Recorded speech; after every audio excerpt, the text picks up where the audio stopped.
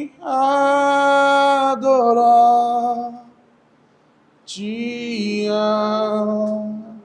adorar. Eu nasci para te adorar, te adorar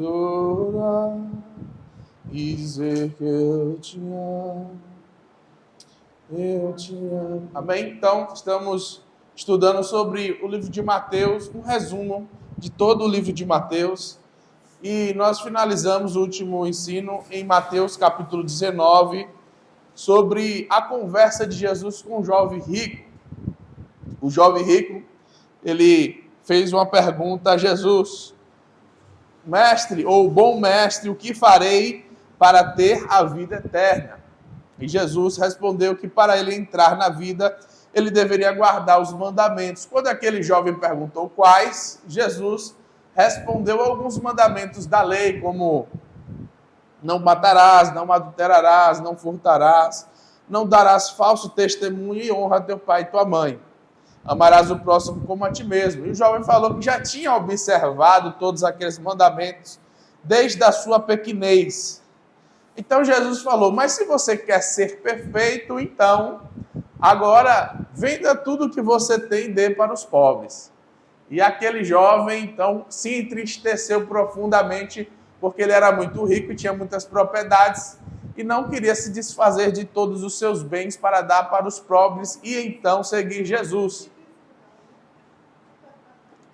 Então, eu havia falado na última aula que toda vez que o jovem perguntava uma coisa, Jesus sutilmente respondia outra coisa. E que isso era comum de Jesus. Por exemplo, uma mulher samaritana estava num poço de Jacó, ali coletando água ao meio-dia. E Jesus chegou perto dela e falou: dá-me de beber.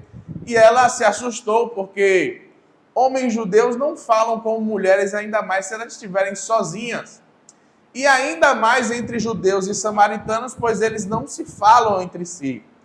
E aquela mulher falou: como tu, sendo homem, fala comigo sendo mulher? E ele falou: mulher, se soubesse quem está falando com você e o dom que eu tenho, pediria-me e eu te daria água viva. Quer dizer, a mulher só perguntou como é que Jesus e por quê, ou qual motivo Jesus tinha falado com ela. E Jesus não respondeu a ela: falei com você por causa disso. E dali já começou um desenrolar de uma conversa muito diferente. Daqui a pouco Jesus estava falando que ela tinha 5 maridos e o sexto ao qual ela estava já não era mais dela, já estava falando da vida íntima da mulher, das relações dela. E ela, vendo que ele era profeta, já foi conversando sobre aonde deveria se adorar a Deus, se era onde os samaritanos diziam, onde eram os judeus que diziam. Quer dizer, nada a ver com a água e com a sede. Jesus não matou a sede, a mulher não deu água para ele, nada foi conversado naturalmente. E assim era assim as conversas de Jesus. Nicodemos, em João capítulo 3, também semelhantemente, ficava sem entender o que Jesus falava. Jesus falava: olha só, quem não nascer da água e do Espírito não poderá entrar no céu. E quem não nascer de novo não pode nem ver o reino dos céus. E Nicodemos Nicodemos não estava entendendo o que Jesus estava dizendo, porque antes disso, Jesus já tinha dito outra coisa. É que todas as pessoas precisavam nascer de novo. E ele não entendeu nenhum dos nascimentos. Jesus mencionou 4 tipos de nascimentos diferentes, numa conversa que não tinha nada a ver com o nascimento. E dali foi outras conversas e cada vez mais Jesus trazia as revelações, porém Jesus não tinha o costume de responder aquilo que as pessoas perguntavam e nem agir conforme as expectativas das pessoas, porque Jesus andava sobre um nível de autoridade diferente e também porque ele tinha um ministério que era pregar para judeus através de parábolas, ao qual de difícil interpretação, para que apenas alguns pudessem receber esta revelação, os mais íntimos. Jesus falou em Mateus capítulo 13 que pregava em parábolas para que as pessoas, ouvindo, não entendessem. Porque deveria se cumprir a profecia de Isaías, que dizia: tendo ouvidos, não ouvirão, escutarão a minha mensagem, mas não entenderão. Tendo olhos, não poderão enxergar. E então prega a eles Isaías, porque vão engordar os corações, vão engordar os seus olhos. Quer dizer que cada vez as pessoas vão receber a mensagem daquele evangelho, porém com cada vez menos entendimento, porque as parábolas tinham este propósito: complicar e trazer então uma cobertura, um véu, trazer um misticismo, um entendimento ao qual apenas aqueles que tiverem muita sede, muita fome e forem muito necessitados de compreender vão ter que buscar as respostas. E quem conseguia essas respostas eram aqueles que estavam mais próximos, que perguntavam a Jesus na intimidade da sua casa ou nos seus círculos mais íntimos ali dos seus discípulos. Então, Jesus respondeu aos apóstolos assim, quando eles se perguntaram: por que falas em parábolas? Porque a vós é dado o poder de conhecer os mistérios do reino dos céus. Mas aos outros, a multidão não. E como não é que eles iam entendendo as parábolas, quando na casa, em secreto, eles perguntaram: Senhor, nos explica a parábola do joio e do trigo. E então Jesus ia explicar agora o que significava cada parábola. E a do semeador, Jesus explicava cada característica, cada pessoa ali, o que significava. O pássaro era o diabo, as sementes era o evangelho que estava sendo pregado, a boa semente do evangelho do reino. Então ele ia desmistificando e ensinando aos aqueles que eram mais íntimos, porém a multidão ficava sem entendimento.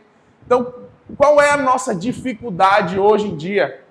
É que, como Jesus escreveu, ensinava em parábolas e muitas delas não estão explicadas, você precisa entender nos dias de hoje qual era a mentalidade e a mensagem que Jesus estava passando e por que Jesus ele queria trazer uma mensagem codificada desta forma, para que somente aqueles que vão ter a capacidade e o interesse de aprender. É mais ou menos quando você está numa guerra. Quando as pessoas estão em guerras, eles não querem que o vosso adversário entenda qual é a sua estratégia. Ele não quer que você preveja ou saiba os passos que o adversário está dando. Por isso que eles passam os códigos de uma forma que o outro não entenda. Então, cria-se uma linguagem muito particular de um grupo e de um tempo específico. Então, a mesma coisa acontece hoje no tráfico de drogas. Eles têm as linguagens deles, as conversas de celular, que são muitas vezes ali grampeadas. Eles falam as palavras, falam um sanduíche, uma carne, mas que não tem nada a ver com o sanduíche que a gente come ou com a carne que a gente come, porque aqueles nomes estão relacionados à estratégia e o que está sendo programado para o novo passo, só que eles falam numa linguagem muito singular e referente a somente o círculo daquele grupo que conhece os códigos. Então, cada grupo tem sua linguagem, cada grupo tem seu código e Jesus criou dele. Agora, cabe a você tentar entender e decodificar esses códigos, e isso requer de nós uma atenção maior, um interesse maior. Por que eu falo isso? Porque os discípulos ficaram abismados quando Jesus falou assim, é mais difícil um camelo passar por um buraco de uma agulha do que um rico entrar no reino dos céus. E os discípulos falaram assim, então quem poderá se salvar? Mas se tem pouca gente que é rica, muito pouca gente é rica no mundo, qual é a relação da preocupação dos apóstolos com a frase de Jesus? Porque o certo é eles falarem assim, graças a Deus, poucos vão se perder, a maioria vai se salvar, porque se para o rico é difícil, teoricamente para o pobre seria fácil. Mas os discípulos estão preocupados com os ricos? Será mesmo? Será que eles estavam entendendo da forma que as pessoas entendem? Ou eles estavam preocupados com algo que eles estavam entendendo que normalmente a gente não entende? Que a riqueza aqui ensinada, ou que o rico aqui, o problema do rico, não era diferente do problema do pobre, mas aquele que estava preso a coisas deste mundo. Porque o pobre também está preso à sua pobreza, o pecador está preso aos seus pecados. E o homem está preso ao seu passado, à sua história, às suas limitações, à sua capacidade. Enquanto Deus fala para a gente que nós somos sarados e curados, nós estamos reclamando das doenças. Enquanto Deus fala que nós somos filhos amados, nós estamos sempre querendo conquistar pelo nosso braço ou pelas coisas que a gente faz um amor. Porque a gente não aprendeu que Deus é amor e não tem nada a ver com você fazer algo para ser aceito ou não. Quer dizer que Ele não ama você porque você é bom, Ele ama você porque Ele ama. Ele é amor e Ele não ama por causa do que você é, do que você faz. É por causa do que Ele é e do que Ele faz que Ele ama. O que você faz não diminui o amor de Deus por você. A única questão é quem vai aceitar ou rejeitar esse amor. A diferença é essa. Não tem a ver com quanto Deus ama, mas quanto você é capaz de entender e receber. Essa é a diferença. Jesus falou que todos aqueles o quanto receberam, deu o poder de serem chamados filhos de Deus. Todos aqueles quanto receberam. E quem não recebeu? Ele falou, quem crê em mim será? Quem não crê já está condenado. Então a diferença não é o amor de Deus que diminuiu, porque um versículo antes ele falou, porque Deus amou o mundo de tal maneira que entregou o seu Filho, deu uma oferta ao mundo, entregou em amor, em sacrifício, entregou em substituição o castigo que nos trazia, que nos traz a paz, foi derramado sobre Cristo e pelas suas feridas nós fomos sarados. Ele falou que Deus amou o mundo de tal maneira que entregou o seu único Filho, não entregou os filhos, não entregou muitos filhos, mas entregou o único. Não foi um dos filhos. O único filho se fez escravo de todos, morreu por todos, para que todos que eram filhos da ira e da indignação de Deus se tornassem agora filhos amados. Deus nos deu acesso pelo seu amor através do sacrifício de Cristo. Mas todos quantos o receberem têm poder de ser chamados filhos. E quem não receber, não tem. E aqui algo está sendo entregue para os discípulos. Os discípulos estão observando a conversa dos outros e estão se metendo na conversa dos outros sem ser chamados. Mas é interessante que eles estão preocupados com o rico. E eu leio esse texto e eu fico assim, mas qual é a preocupação desses caras com a minoria? Se fosse, ele falou assim, quem poderá se salvar? Como assim quem poderá se salvar se quase ninguém é rico? Então são esses detalhes da Escritura e da Palavra de Deus que me trazem um entendimento de que eu não estou entendendo o que eles estão dizendo. E por isso eu preciso mudar alguns conceitos, entender qual é a linguagem desse grupo, como é que eles se conectavam e quais códigos é que eles estão falando para ver se eu entendo esse negócio. Certo? Dificilmente um rico entrará no reino dos céus. E lhes digo ainda mais, é mais fácil passar um camelo pelo fundo de uma agulha do que um rico entrar no reino dos de Deus. Ao ouvirem isso, os discípulos ficaram perplexos e perguntaram, neste caso, quem pode ser salvo? E Jesus olhou para eles e respondeu, para o homem é impossível, mas para Deus todas as coisas são possíveis. Aí Pedro vai responder, nós deixamos tudo para seguir a você. O que será de nós? Ou o que receberemos em troca? Ou como recompensa? E Jesus lhe disse que, por ocasião da regeneração de todas as coisas. Esta frase, ela vai dar um outro leque de entendimentos para nós. Por quê?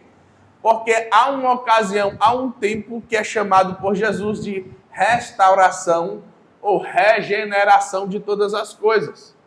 Quer dizer que aquilo que Deus criou bom, que se tornou muito bom, como nós lemos e aprendemos em Gênesis, precisa voltar a ser bom e depois se tornar muito bom, porque todas as coisas precisam ser regeneradas, transformadas à imagem de Deus e da sua criação. As coisas não estavam perturbadas e problemáticas como Deus criou desde o princípio. Elas se tornaram assim. E Jesus está falando, há um tempo de regeneração, há um tempo onde as contas serão analisadas. Haverá um tempo de justiça e pagamento de dívidas. Há um tempo onde toda injustiça vai ser sanada. Esse tempo, por Jesus, é chamado de um tempo de regeneração, ou restauração de todas as coisas. E é o tempo que os apóstolos vão receber as promessas que Cristo vai fazer nesse versículo. O que é que eles vão receber? Por ter deixado tudo para seguir Jesus. Jesus disse, quando o Filho do Homem se assentar em seu trono glorioso, vocês me seguirão. Também, vocês que me seguiram, também se assentarão em 12 tronos, para julgar as 12 tribos de Israel.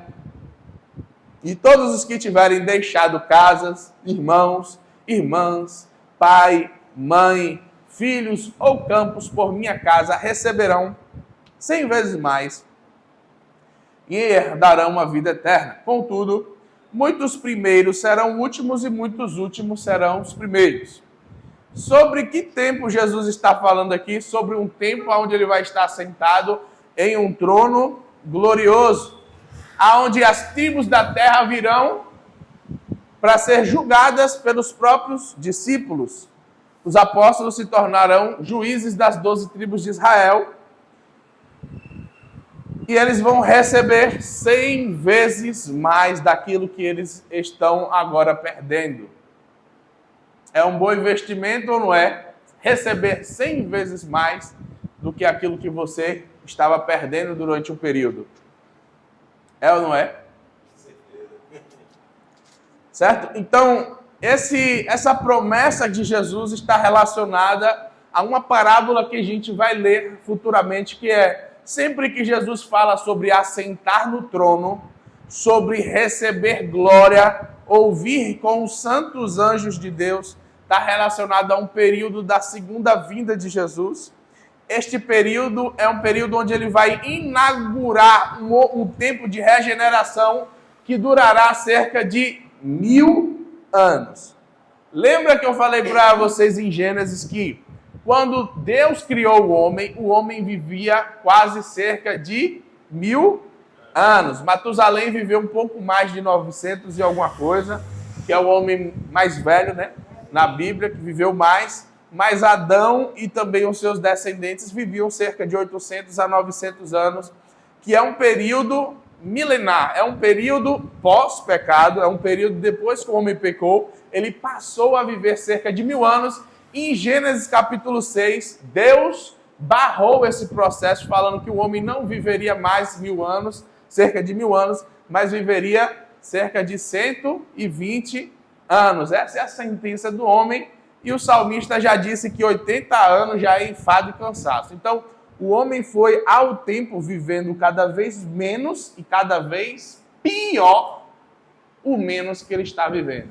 Cada vez com mais enfado, cansaço, dores e problemas. Sobre isso a gente estava falando hoje, que a mudança de hábito e essa loucura da vida tem feito as pessoas envelhecerem mais rápido, sofrerem mais rápido e crescerem muito pior do que a gente experimentou. Então, isso é desde os primórdios.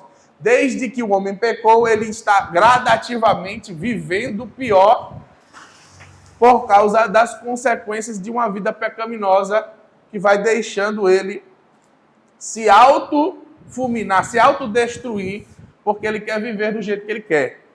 E Jesus deixa mais uma vez um código, que é: muitos primeiros serão últimos e muitos últimos serão os primeiros. Porque há uma relação de como se fosse uma inversão, como se fosse um eixo de simetria das coisas do céu na terra. A gente acredita que quem merece receber primeiro é quem primeiro começou um negócio. Mas Jesus ensinava que os últimos seriam primeiros a receber estas recompensas e que muitos que eram primeiros seriam os últimos a receberem isso. E esse é um código que Jesus repete muitas vezes no livro de Mateus. Nós já lemos esse código em outras passagens e vamos ainda ver outras vezes Jesus falar isso. Então, o que é importante a gente entender? Sobre que salvação os discípulos estavam falando, sobre o que o jovem estava querendo, sobre o que Jesus estava desejando ensinar para esse jovem e sobre as recompensas e o tempo dessas recompensas ao qual Jesus está tratando. Essas questões são muito complexas e exigem de nós muito mais profundidade para a gente entrar aqui sobre o tempo do cumprimento dessas profecias. Por isso que Jesus vai continuar falando sobre isso aqui no capítulo 20. O capítulo 20 é a continuação do que Jesus está falando aqui no final do capítulo 19. Ele vai falar sobre a parábola dos trabalhadores na vinha, que diz assim: pois o reino dos céus é como um proprietário que saiu de manhã cedo para contratar trabalhadores para a sua vinha. Ele combinou em pagar-lhes um denário, um dinheiro pelo dia, e mandou-os para a sua vinha. Por volta das 9 horas, saiu e viu outros que estavam desocupados na praça. E aí chamou eles para trabalhar. Meio-dia aconteceu a mesma coisa. O Senhor chamou outros trabalhadores que estavam ali, sem fazer nada, para trabalhar na vinha. Ao entardecer também, próximo do fim do dia, ele chamou mais pessoas, cerca de 3 horas da tarde, e ali chamou. E de novo, chegaram mais pessoas para trabalhar. No final do dia, os que começaram de manhã cedinho acharam que iam receber primeiro e mais. Não era o certo? Não era o certo? Jesus respondeu o seguinte: ao cair da tarde, o dono da vinha disse ao seu administrador: chame os trabalhadores e pague-lhes o salário, começando com os últimos e terminando com os primeiros. Vieram os trabalhadores contratados por volta de 5 horas da tarde, cada um recebeu um denário. Quando vieram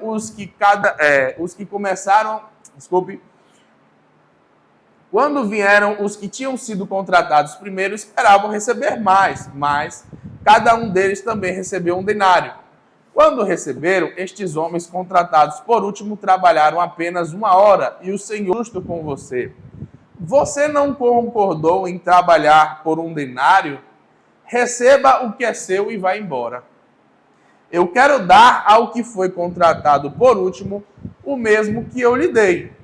Não tenho eu direito de fazer o que eu quero com o meu dinheiro? Ou você está com inveja porque eu estou sendo bondoso com aquela pessoa? Assim, os últimos serão os primeiros e os primeiros serão os últimos. De novo. Até hoje eu sou invocada nessa parte, sabe? Meu Deus, não tem jeito. Ele fez isso. Então, para nós, no nosso mundo natural, de Cristo é invertido. Lembra que ele falou que os falou e lhe pagou aquele valor? O que ele está te devendo? E se ele acertou com uma pessoa um valor e com outra outro valor, Jesus é algo. O que eu posso fazer com o meu dinheiro? Quem vai dizer? É você. Eu trabalhava um tempo e eu desenvolvi um trabalho bem, então ele, com 8 dias, ele me chamou e me incumbiu para a área, né? Não, você vai ser responsável por isso, você trata bem. Então eu recebi muitos funcionários antigos, assim, um embate, alguns inimigos fecharam a cara. Assim, eu entendi mais ou menos assim também, né? Entendi. Que eu era novo e ele colocou. Aí, Mas- revolta no sujeito. Os que já estavam. A gente tá aqui há tanto tempo, ele vai- Só que você está levando em consideração a qualidade do serviço prestado. E na parábola só está levando em consideração o tempo. Porque qual é o objetivo aqui? Qual foram as questões aqui tratadas? O chamado do Senhor ao servo e o pagamento no fim do trabalho. Não se falou que os mais antigos eram melhores ou piores. Não falou que dentro desses trabalhadores um produzia mais ou menos. Então a parábola quer dizer que aquele chamado de Deus ou chamado de Jesus a respeito dos seus trabalhadores está relacionado a responder o chamado. Mandou. Se Deus lhe chamou às 9 horas, você respondeu às 9 horas, você vai receber o que ele combinou com você. Eu vou lhe pagar das 9 até esse valor. Você que foi chamado antes, não tem nada do outro. A relação entre você e o Senhor é uma. Você não tem relação nenhuma com o servo. O servo não está ali por causa do outro servo. O servo está ali apenas por causa do chamado e da disponibilidade do salário do Senhor. Então, o que Deus está nos ensinando aqui é que esses trabalhadores, em relação ao evangelho do reino, os pregadores, os ensinadores, as pessoas que são contratadas por Deus, elas devem se preocupar com o chamado de Deus, em cumprir a vontade de Deus e não olhar para quem está do seu lado. Porque Deus vai pagar exatamente aquilo que Ele lhe prometeu, independente do que Ele prometeu ao outro.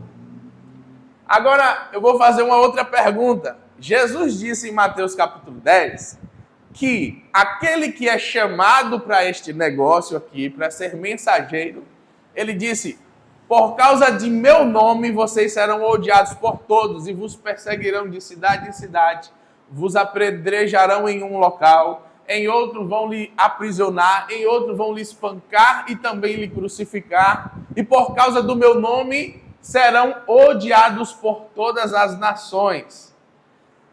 Observe que quem está sendo chamado está disponível a perder a sua vida. E você pode perder a sua vida do início ao fim, ou de 9 horas, a sua vida está sendo entregue ali também. Então, Deus está pagando por causa do serviço e também por causa do risco desse trabalho. E por isso que Jesus vai falar aqui, aquele que deixar casa, irmão, pai e mãe. Ele não está falando aquele que deixar por um pouco tempo, por muito tempo ou menos tempo. É aquele que deixar porque ouviu a voz de Deus, porque entendeu que era o tempo e agora, porque cada tempo e estação do chamado não estava relativo.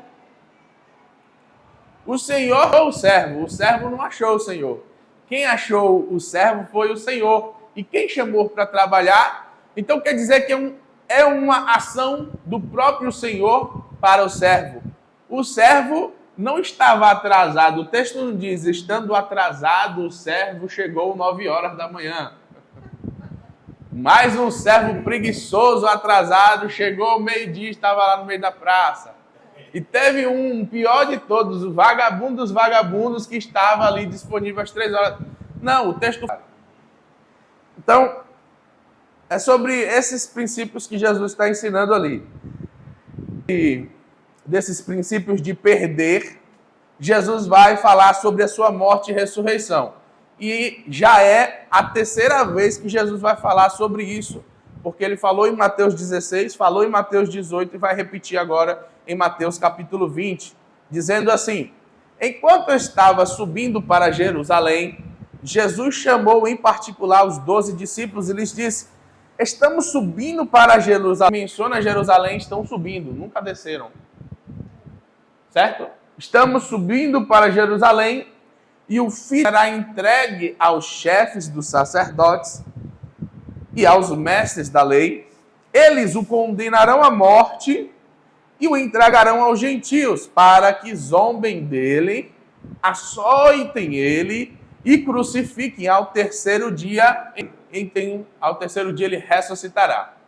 Olha o nível da profecia de Jesus. Ele falou, eu vou ser entregue aos chefes dos sacerdotes, os religiosos. Eles vão me condenar à morte. Quem? Os religiosos. Vão me entregar aos gentios, a Pilatos, a Herodes. E depois vão zombar de mim, vão me açoitar, vão me espancar. E depois vão me crucificar. Mas ao terceiro dia eu vou ressuscitar. E o que me impressiona é que há um silêncio dos discípulos. Em outras passagens, fala que os discípulos ficaram tristes. Na primeira vez que Jesus falou isso, Pedro se revoltou, se rebelou. Falou, Senhor, nunca acontecerá tal coisa contigo. E Jesus falou para ele, vai-te, Satanás, porque não compreende as coisas que são de Deus, mas somente as que são do homem. E Jesus está preparando os seus discípulos para o acontecimento mais importante do ministério dele, que é a sua morte e a sua ressurreição. Porque os discípulos iriam ficar, então, pela primeira vez sós. No sentido de que Jesus não estaria fisicamente com ele, preparando os discípulos para assumir o ministério e a vida do chamado que Jesus estava ensinando a eles há cerca de 3 anos. Então aproximou-se de Jesus a mãe dos filhos de Zebedeu, com os seus filhos, e prostrando-se fez-lhe um pedido. Olha o pedido dos filhos de Zebedeu. Quem sabe quem são os filhos de Zebedeu? João, o apóstolo, e Tiago, o outro apóstolo. João foi o último discípulo e apóstolo a morrer. O último apóstolo, discípulo de Cristo a morrer. Tiago foi o primeiro a Jesus a morrer. Sobre isso, os filhos se assentam à esquerda. E Jesus falou, vocês não sabem o que estão pedindo. Aí ele vai falar 2 frases aqui, que talvez no livro de Mateus somente vocês não vão entender, mas lendo os outros evangelhos dá para entender. Ele vai dizer assim, ó, vocês não sabem o que estão pedindo, podem vocês cálice que eu vou beber? Que cálice? Era a boca que ele ia passar desse. A Bíblia chama... Ele falou, pai, a cálice, eu acho que foi aquele sofrimento que ele ia passar. O cálice é mencionado no Antigo e no Novo Testamento em várias profecias, inclusive em Apocalipse. Este cálice é chamado de o cálice da ira de Deus. O cálice, ele é enchido, ele é cheio e então transborda. Quando se transborda, quando vai se transbordar, alguém precisa beber esse cálice. Eu não sei se você já botou um suco, um refrigerante num copo e quando foi enchendo você se desesperou. Isso quer dizer que ele está pronto para ser bebido. E a ira de Deus que é derramada é mencionada como um cálice cheio de vinho, que quer dizer que agora se encheu o limite da paciência ou do tempo que Deus estava aguardando para que não julgasse uma nação, um povo, e estabelecesse um juízo de sofrimento. Este cálice, Jesus pergunta a eles, vocês vão beber do cálice que eu vou beber? E eles responderam, podemos beber. E Jesus lhe disse, certamente vocês beberão do meu cálice, mas assentar-se à minha direita ou à minha esquerda não cabe a mim conceder. Esses lugares pertencem àquele para quem forem preparados por meu Pai. Quando os outros discípulos de inveja com raiva daqueles 2 discípulos ali. E Jesus de novo mencionava, olha, vocês sabem que os governantes das nações as dominam e as pessoas importantes exercem poder sobre elas, mas não será assim no meio de vocês. Ao contrário, quem quiser ser o primeiro será como o filho do homem que não veio para ser servido, mas para servir e dar a sua vida em resgate de muitos. Então Jesus falou que assim como as pessoas vivem na terra, vocês vão viver inversamente proporcional. A sua forma de viver sobre uma relação entre os irmãos será invertida. Vocês não vão estar ali sempre querendo o melhor lugar ou assentar em lugar de maior autoridade. Jesus estava ensinando os discípulos a lutar contra a ganância e tratar com essas paixões humanas de querer subjugar o outro da forma correta. Que é, como é que eu luto contra a ganância e como é que eu luto contra a minha arrogância, humilhando a mim mesmo. Não é sendo humilhado pelos outros, é eu voluntariamente me colocando em um lugar de servidão, de serviço. Eu poderia até querer mandar em um lugar, mas eu prefiro servir. Eu poderia até ficar aqui lutando, ou questionando, ou brigando com as pessoas, mas eu prefiro do jeito que Jesus ensinou, que é sendo escravo, servindo, obedecendo, estando disposto a abençoar. E os discípulos não estavam movimentando a sua vida sobre os mesmos desejos que Jesus. Eles estavam em profunda guerra e competição. Um querendo ser melhor que o outro, querendo espaço, maior visibilidade, maior poder e autoridade. Era uma briga de quem vai mandar mais. E Jesus falou, nas igrejas, na vida de vocês, não deve ser assim. Pelo contrário, aquele autoridade sempre vai ser o que está à disposição. Que tem um coração mais rendido, que é mais humilde, que é mais paciente. Uma grande multidão seguiu Jesus. 2 cegos estavam sentados à beira do caminho. E quando ouviram falar, começaram a gritar, Senhor, tem misericórdia de nós, filho de Davi.